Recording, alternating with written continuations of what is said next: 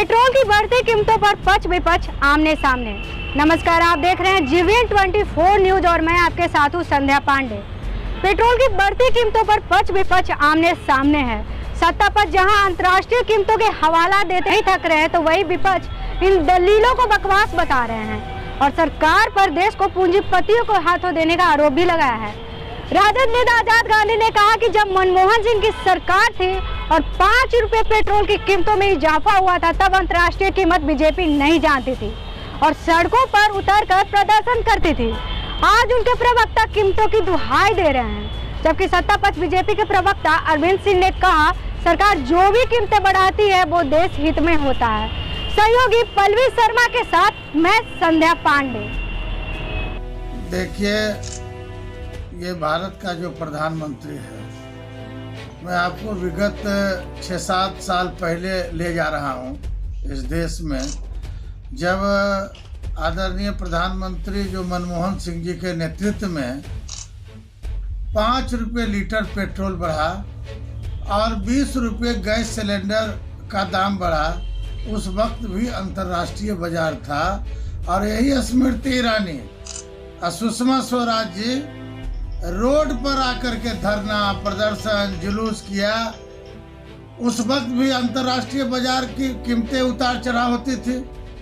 आज जो भारतीय जनता पार्टी के जो लोग बोल रहे हैं कि निजी कंपनियों को हमने सौंप दिया सब व्यवस्था, तो आप 500 रुपये लीटर कर दीजिए ना भाई।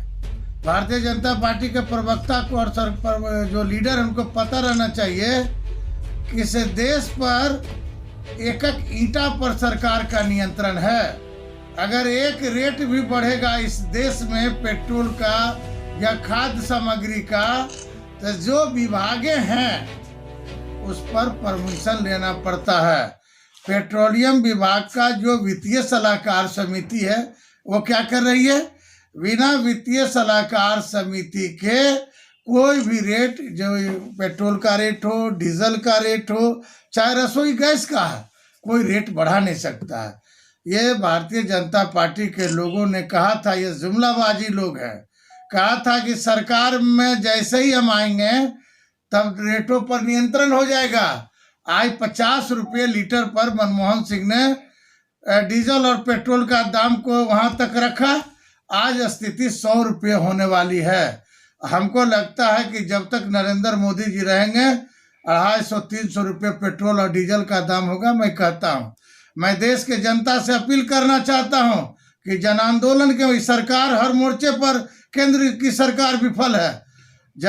अपना जो भारत की जनता है, इसको चौक चौराहे पर आने की आवश्यकता नहीं है। ये सरकार किसी को जीने नहीं दे रही है, अन्य जीने देगी।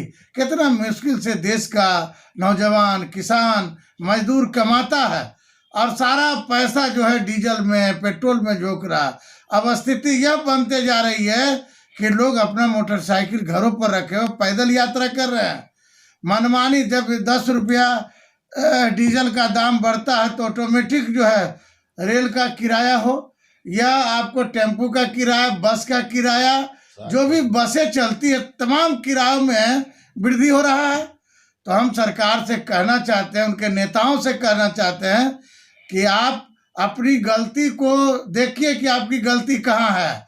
हर चीज के दाम बढ़ने पर सरकार का नियंत्रण रहता है और सरकार हर मोर्चे पर विफल है। राष्ट्रीय जनता दल इसके लिए जन आंदोलन चलाएगी। नेता प्रतिपक्ष ने हम लोग को डायरेक्शन दिए हैं कि अब हम लोग बर्दाश्त नहीं करेंगे।